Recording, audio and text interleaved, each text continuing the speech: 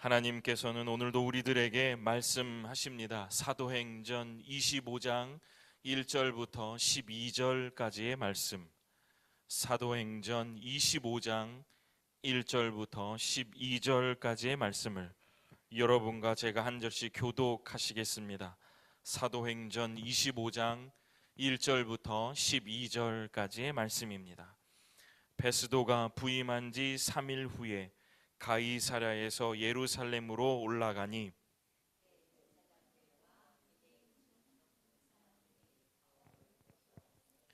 베스도의 호의로 바울을 예루살렘으로 옮기기를 청하니 이는 길에 매복하였다가 그를 죽이고자 함이더라.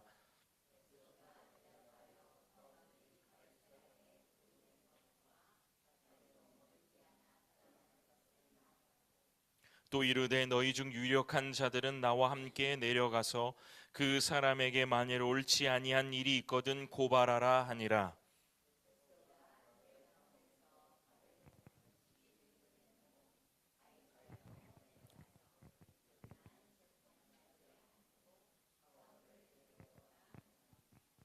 그가 나오매 예루살렘에서 내려온 유대인들이 둘러서서 여러 가지 중대한 사건으로 고발하되 능히 증거를 대지 못한지라.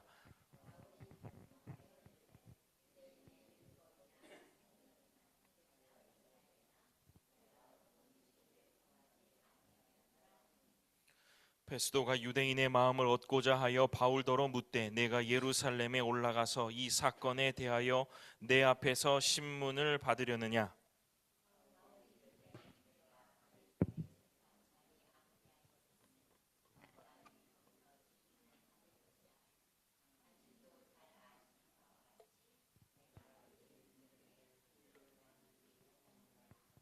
만일 내가 불의를 행하여 무슨 죽을 죄를 지었으면 죽기를 사양하지 아니할 것이나 만일 이 사람들이 나를 고발하는 것이 다 사실이 아니면 아무도 나를 그들에게 내어줄 수 없나이다. 내가 가이사께 상소하노라 한대. 베스도가 배석자들과 상의하고 이르되 내가 가이사에게 상소하였으니 가이사에게 갈 것이니라 하니라. 아멘. 기도하겠습니다. 고마우신 아버지 하나님, 예배를 통하여 주님만이 나의 통치자이시고 나의 구원자이심을 확인하려고 하오니 하나님의 귀한 말씀을 통하여 예배하는 자들에게 주시는 귀한 복을 깨닫는 귀한 시간 되게 하여 주옵소서. 감사드립니다. 예수님 이름으로 기도드립니다. 아멘. 오늘 사도행전 25장 1절부터 12절의 본문을 가지고 전심으로 예배할 때 해석된다. 전심으로 예배할 때 해석된다라는 제목으로 말씀을 선포하겠습니다. 불 좀 켜주세요. 담대하게 살아내기 25번째의 시간입니다. 오늘 우리 찬양도 그렇고 제가 기도한 대로 예배 드리는 자들이 얻는 실제적인 유익에 대하여 오늘 말씀을 전하려고 하는데, 그 전에 지난주에 어떤 말씀이 선포되었고 전해졌는지를 함께 연결해 가며 말씀을 시작해 보도록 하겠습니다. 지난 시간의 말씀의 제목은 믿음 앞에서 끊임없이 우리의 결과는 뒤집힌다 라는 제목으로 말씀을 전해드렸습니다. 어떻게 우리 사랑하는 성도들의 삶 가운데 이 뒤집히는 역사가 있었을까요? 믿음을 통해 여러분의 삶이 뒤집히는 그러한 순간들이 있으셨는지 모르겠습니다. 우리의 믿음의 선조들은 하나님만 섬기겠노라고 가치 판단을 고수하고 그것을 기준으로 삼아서 세상의 유혹과 어쩌면 보장된 결과를 버리는 불확실함을 선택했다라고 전해드렸습니다. 그랬지만 모든 사람들이 예상하던 대로 멸망과 실패의 그것이 아니라 그 결과는 어떠했다라고 말씀을 전해드렸습니까?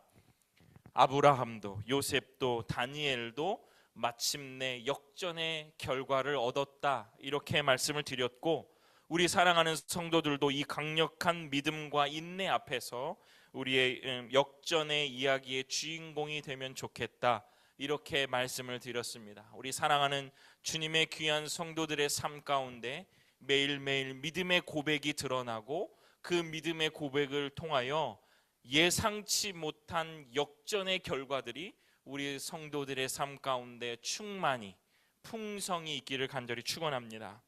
오늘 25장, 지난주 24장에 나왔던 벨릭스 총독이었다면 24장은요, 오늘의 25장은 총독 베스도의 이야기입니다.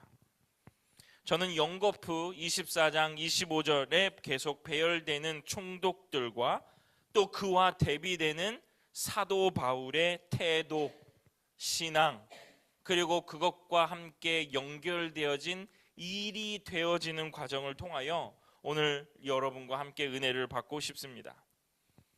지난주 24장, 25장 이 사이에는 2년의 시간이 숨어져 있습니다.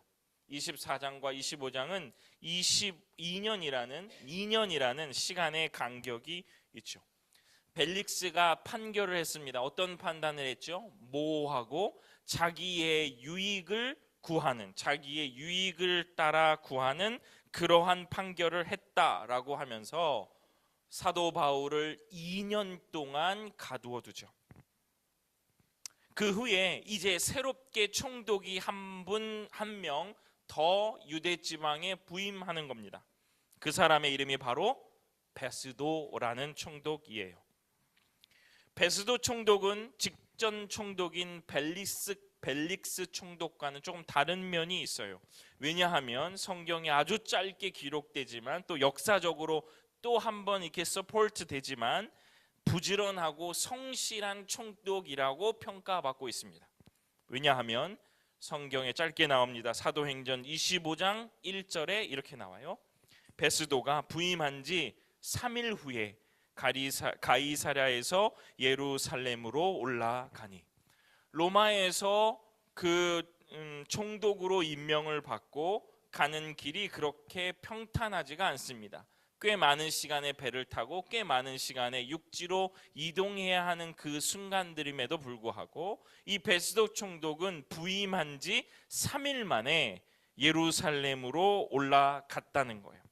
분쟁이 있었던 지역이고 여러 가지 유대 총독으로 오니까 자신이 관할하고 있는 지방에 여독을 풀지 않은 채 바로 올라갔다는 거예요. 그래서 굉장히 부지런한 총독으로 평가받고 있습니다. 유대 총독이고 유대 지역이 여러모로 신경이 쓰였던 이 베스도 총독은 지체하지 않고 오늘 성경 속에서 바로 예루살렘으로 올라갔다라고 얘기합니다. 그런데 도착하자마자 업무 보고를 받듯이 다 들어보니까 가장 그 일들 중에 가장 제일 많이 드러났던 이야기가 바로 무엇이냐면 사도행전 25장 2절에 나와요. 뭐냐면 대제사장들과 유대인 중 높은 사람들이 바울을 고소할세. 베스도 총독이 가이사랴에서 3일 만에 예루살렘으로 올라가서 유대 지방을 다 보고 어떤 일이 일어난다 이렇게 둘러보는데 가장 많이 들었던 얘기가 바로 뭐냐면 바울을 고소하던 이야기였어요. 여러분 기억하세요? 지난주에 제가 들었던 거는 2년이 흘렀는데도요, 2년이라는 긴 시간이 흘렀는데도 여전히 이들은 바울을 험담하고 바울을 고소하고 있었다는 거예요. 끊임없이 바울을 죽이려고 하고 있었다는 겁니다. 2년이 지났는데도요. 바울은 이미 감옥에 갇혀서 2년 동안 아무런 일들도 하지 못하고 묶여 있었는데 밖에 있었던 이 사람들은 2년 동안 여전히 바울을 죽이고자 했다는 거죠. 훨씬 더 영악해졌다고 성경은 이야기하고 있습니다. 그 바로 뒷절에 3절에 이런 얘기가 나와요. 베스도의 호의로 바울을 예루살렘으로 옮기기를 청하니, 이 유대인들이요 이 베스도 총독에게 지금 가이사랴에 있는 사도 바울을 예루살렘으로 옮겨주세요, 우리가 더 잘 돌볼게요, 뭐 이런 얘기일 수도 있을 것 같아요. 그런데 그 실상은 뭐냐면 이는 길에 매복하였다가 그를 죽이고자 함이더라. 2년 전과 2년 후에도 이 사람들은 여전히 바울을 고소하고 바울을 죽이기로 마음 먹었다는 거예요.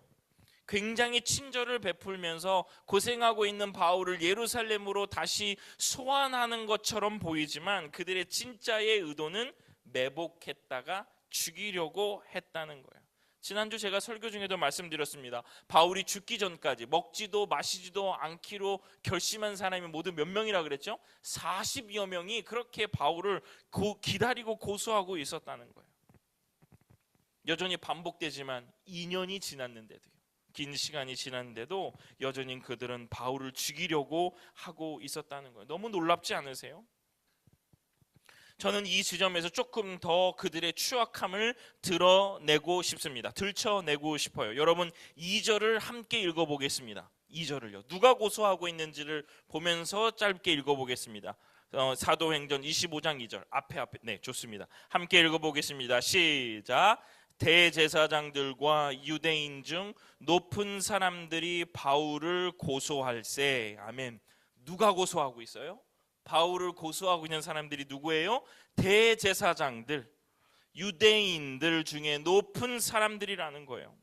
여러분 대제사장들, 유대인 중에 높은 사람들, 종교 지도자들, 이 사람들 무엇하는 사람이에요? 대제사장들, 유대의 높은 종교 지도자들 뭐하는 사람이에요? 제사 드리는 사람이에요. 지금 말로는요 예배 드리는 사람들이에요. 예배를 주최하던 사람들이라는 거예요. 소위 잘 드린다, 많이 드린다 하는 사람이 2년이 지났는데도 바울을 고소하고 있다는 거예요. 여러분 2년의 예배 한번 생각해 보십시오. 저희 교회만 생각해도 1년에 52주면요 2년이면요 100번이 넘어요. 그렇게 많이 예배 드리는 사람이 도무지 바뀌지를 않는다는 거예요. 도무지 바뀔 생각이 없다는 거예요. 예배 드린다고 하는 사람들의 자신의 삶에 아무런 변화가 없다는 거예요. 예배의 실패자들의 모습이죠. 반대로 예배에 성공한 사람이 바로 25장에 등장합니다. 저는 25장을 읽으며 이 25장이 드러내고 싶은 이야기가 이거라고 생각해요. 누군가라고 하며 기대하는 마음으로 말씀을 조금 더 살펴보겠습니다. 아까 베스도는 부지런한 총독이었다고 평가받는다고 했죠. 또한 정치적인 감각도 뛰어난 총독이었대요. 유대인들을 만나고 나니까 소위 느낌이 조금 쎄하죠. 만나자마자 총독이라는 사람들한테 사람들이 참소해요. 한 사람을요. 그 사람을 이리로 데려와 달라고 해요. 베스도가 한 발 빠지면서 얘기합니다. 뭐라고 얘기하냐면 아니 예루살렘으로 데려오는 건 좀 그렇고 너희 중에 유력한 사람, 너희 중에 조금 상관 있는 사람이 나와 함께 가자 이렇게 얘기하는 거예요. 아마 유대인들에게 마음을 얻으려고 했으면 그들이 하고 싶은 대로 하라는 대로 데리고 왔었을 거예요. 근데 여기서 베스도가 뭐라고 얘기하냐면 가자. 너희 중에 관심 있거나 그들을 고소할 수 있는 사람이 나랑 함께 가이사라로 가자라고 얘기하는 거예요. 그래서 결국 유대인들의 일부가 베스도와 함께 다시 가이사라로 갑니다. 그리고 거기서 다시 바울을 고소하죠. 그러나 증거를 대지 못한다라고 성경은 얘기해요. 그러면서 도리어 바울이 당당하게 스스로를 변호합니다. 사도행전 25장 8절. 바울이 변명하여 이르되 고소하니까 유대인의 율법이나 성전이나 가이사에게나 내가 도무지 죄를 범하지 아니하였노라 하니, 그들이 증거를 대지 못하고 그냥 고소만 하니까 결국 사도 바울이 이렇게 얘기합니다. 내가 도무지 죄를 범하지 아니하였노라. 그러자마자 베스도가 이 말을 받자마자 얘기해요. 너 그러면 예루살렘으로 다시 그들이 원하는 대로 돌아가서 너 재판 받을래? 신문 받을래? 라고 얘기하는 거죠. 아마 베스도의 그 심중에는 야 너 가지마, 가면 죽을 거야, 막 이런 얘기도 있을 거야. 내가 도무지 죄를 짓지 않았어. 그러니까 베스도가 야 너 그렇다고 한다면 다시 예루살렘으로, 그들이 지금 나한테 예루살렘으로 다시 데리고 와서 사도 바울을 이제 신문하고 재판한다고 그러는데 너 그렇게 할래? 바울이 대답합니다. 사도행전 25장 11절 뒷부분만 제가 갖고 왔어요. 있나요? 25장 11절 내가 가이사께 상소하노라 한대. 이 말이 무엇입니까? 내가 가이사 앞으로 가서 내가 상소하겠다. 내가 가이사 앞으로 가서 상소하겠다. 가이사라는 사람, 과연 황제에게 가서 시시비비를 가려보겠다라고 얘기하는 거죠. 예루살렘으로 갈래? 아니, 나 가이사에게 가서 다시 재판받을래. 여러분, 이 말이 진짜 멋있는 말입니다. 제가 설명드려 볼게요. 2년 동안 감옥에 있었죠. 그는 한탄과 절망만 하고 있지 않았습니다. 왜 그러냐면요, 그가 로마 감옥에 쓴 빌립보서를 보면요, 그 빌립보서 내용에는 평안, 기쁨, 찬양 이런 이야기가 많아요. 갇혀서도 기뻐하라고 하고, 기도하라고 말하고, 감사로 기도하라고 하고, 염려하지 말고 기도하라라고. 빌립보서에서는 굉장히 많이 이런 이야기가 나옵니다. 누가요? 감옥에 갇힌 사람이 그러라는 거예요. 기도하고, 감사로 기도하고, 염려하지 말고 기도하고. 그 말이 뭡니까? 로마 감옥에 갇혔을 뿐만 아니라 이 사도 바울이 신라와 갇혔을 때도 그가 뭐 했다고 해요? 기도와 찬양했다 그래요. 밤새도록요. 예배하는 사람들이었다는 거예요. 2년 동안 가이사랴에 갇혀 있는 동안에도 사도 바울은 염려하지 말고 오직 감사함으로 하나님께 늘 아뢰는 사람이었고, 늘 기도하며 참되게 예배했던 사람이라는 것을 우리는 알 수가 있습니다. 여러분, 이 예배자가 내리는 결론을 한번 보세요. 2년 동안 내 자유와 내가 하고 싶은 것들을 다 가로막고 감옥 안에 있었던 이 예배자가 내리는 결론을 한번 보시라는 거예요. 뭐예요? 내가 가이사께 가서 상소하겠다. 로마로 가겠다는 말이에요. 로마로 가겠다는 말. 여러분, 로마로 가야 하는데 어떻게 갑니까? 지금 사도 바울이 어떻게 갑니까? 로마로 가는 것이 자신의 마지막 비전인데 어떻게 갑니까? 아무리 생각해도 갈 길이 없어요. 그런데 가만히 생각해 보니까 저는 조금 더 설명드리고 싶은 거는 예배하면서 생각했던 거예요.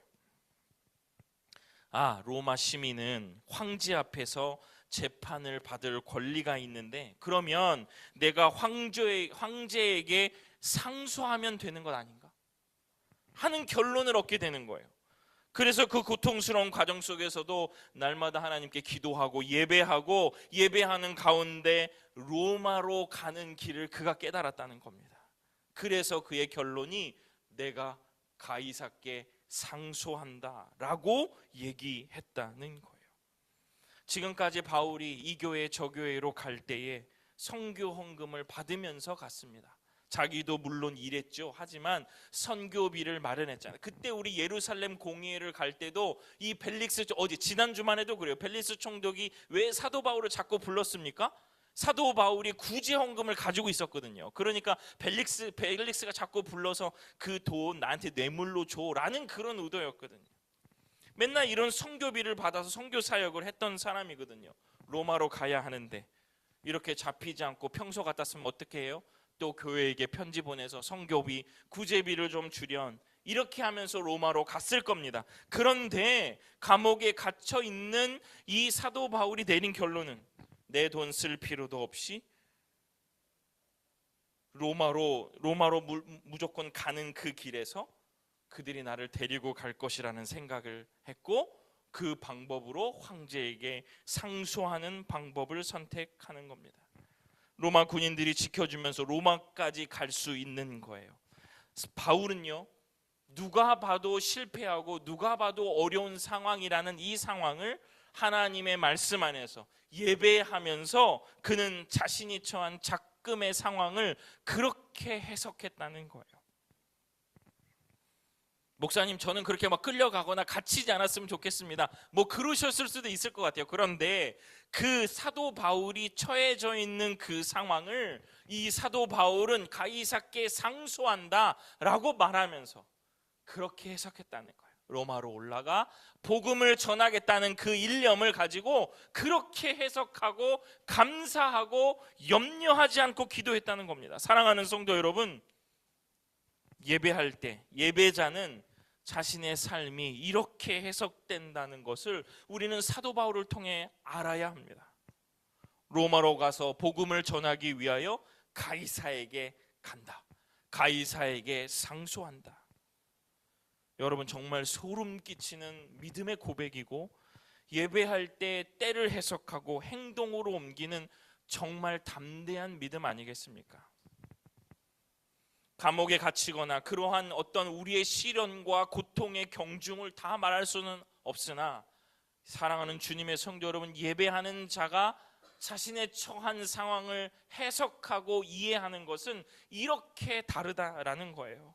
사랑하는 성도 여러분, 우리의 고민이 무엇입니까? 뭐 이런 거잖아요. 도대체 나에게 이런 일은 왜 일어나는가, 뭐 이런 거 아니겠습니까? 그걸 알게 되면 여러분 뭔가 해결할 것 같잖아요.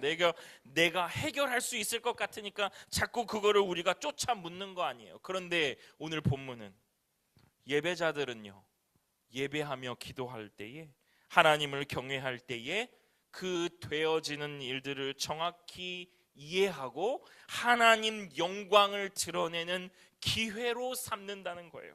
다시 한번요, 하나님을 예배하는 자들은요, 예배하며 기도할 때, 하나님을 경외할 때 그 되어지는 일들을 정확하게 해석하고 하나님께 영광 돌리는 기회로 삼는다는 거예요.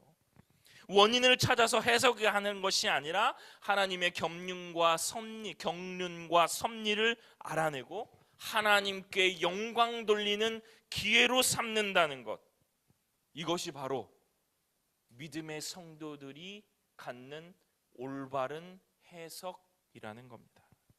오늘 이 능력이, 이 은혜가 오늘 예배하는 주의 성도들에게 충만하기를 주님의 이름으로 축원합니다. 말씀을 마칩니다. 여러분, 어떻게 하면 예수를 잘 믿을 수 있습니까? 어떻게 하면 예수님 잘 믿을 수 있죠? 더 영화롭게 하며 살 수 있죠? 여러분, 이 소망을 안고 오늘 살아가고 계십니까? 내가 어떻게 하면 더 예수를 잘 믿을까? 어떻게 하면 주님을 더 영화롭게 하면서 살 것인가? 이게 바로 우리의 소망 아니겠습니까? 그러나 잘 믿어보려고 드리는 이 예배가 그 유대 총독들, 유대 지도자들, 그리고 대제사장들처럼 오랜 시간 예배하지만 변하지 않는 사람들이 있습니다. 우리도 그러고 있지는 않나요? 예배 오랜 시간 드리는데 변하지 않는 사람들 있는 것처럼요. 대제사장들과 유대 지도자들처럼 각종 예배가 있지만 그들은 무슨 생각을 하며 예배하고 있을까요? 우리는 무슨 생각을 하며 예배하고 있을까요? 여러분, 조금만 생각하면 자아가 엄청 강해서 그렇습니다. 교만하다라고 표현할 수도 있죠. 유약해서 그런 것일 수도 있어요. 기도하고 예배하고 찬양하고 해도 믿음의 결단을 하지 않는 거죠. 왜냐하면 내 뜻이 훨씬 더 맞고 내 경험이 맞고 내 판단이 맞는 것 같고, 그렇게 하면 여러 가지 부정적인 결과가 내 발목을 잡을 때가 더 많다라고 느끼기 때문에 그렇습니다. 느끼기 때문에 그런 거예요. 실상은 어떤지 모르죠. 오늘은 사도 바울처럼 하나님이 행하시는 것을 느끼고 따라가고 지혜롭게 결단하고 그래야 하는데, 반대로 안 보려고 하고 말만 사랑한다, 따라간다 하지만 그저 입에 머물고 행동하지 않고 거리만 재고 있으니까 시간이 지나도 그대로 깨지지 않고 변하지 않고 있는 것입니다. 사랑하는 주님의 성도 여러분, 하나님의 통치를 믿으십니까? 너무 간단한 질문이, 하나님 통치를 믿으며 사세요? 아멘 해야 돼요. 아멘. 하나님 통치대로 가고 있다는 것을 믿음으로 고백해야 돼요. 그렇다고 한다면 긍정과 부정이 다 있어요. 나의 삶의 부정적인 일들을 내가 어쩔 수 없이 고백해야 되고, 나의 험난한 갈등과 고민이 주님의 통치 안에 있으면 기쁨과 감사로 드러나는 거거든요. 여러분, 끊임없이 이 통치를 느끼며 살아가시기를 간절히 축원합니다. 그러기 위해서 예배로 나오시라는 거예요. 예배를 조금 더 단속하시라는 거예요. 여러분의 삶에 예배로 나아가시는 시간과 영과 진리로 예배하는 시간들이 더 많아지시라는 겁니다. 여러분의 삶 속에 예배를 조금만 더 귀하게 여기셨으면 좋겠어요. 예배를 귀하게 여기는 방법이나 생각이나 여러분의 상황이 다 다르죠. 그러나 예배를 조금 더 귀하게 여기셨으면 좋겠어요. 조금만 더요. 이 핑계 저 이유 편리함 생각하면 여러분 그 정도에서 끝날 겁니다. 지금 우리가 예배드리는 그 모습 그대로 유지될 겁니다. 그러나 여러분, 간곡히 부탁드립니다. 여러분의 예배를 조금 더 단속하십시오. 조금 더 하나님 앞에 정성을 쏟으시고 조금 더 생각하시라는 겁니다. 한 번 더 불고 털고 닦으면, 영과 진리로 예배하면 모든 것이 달라질 것이라 믿습니다. 오늘 저 바울의 일성 마지막, 나는 죄수다. 그런데 로마로 가야겠다. 왜냐하면 그것이 하나님의 방법임을 믿기 때문이다. 나는 죄수다. 로마로 가야 한다. 왜냐하면 그것이 하나님의 방법임을 믿기 때문이다. 얼마나 담대한 고백입니까? 얼마나 멋있는 고백입니까? 감옥에 갇힌 사람이 한 말이에요. 한탄하고 절망하고 왜 이런 상황까지 올 수밖에 없는지 하나님을 원망할 수도 있는 상황이에요. 그러나 내가 죄수라도 로마로 간다면 가이사께 상소해야 해서 로마로 가야겠다. 왜냐하면 그것이 하나님의 방법임을 믿기 때문이다. 이런 담대함이 그리고 결단이 있는 오늘 주일이 되시기를 간절히 축원합니다. 기도하겠습니다. 사랑하는 주님, 사랑하는 아버지 하나님, 오늘도 말씀을 들으며 우리의 삶 가운데 예배를 소중히 여기고 온전히 드리기를 원합니다.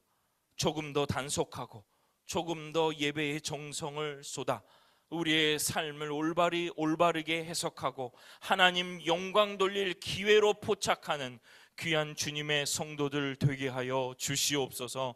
감사드립니다. 예수님 이름으로 기도드립니다. 아멘.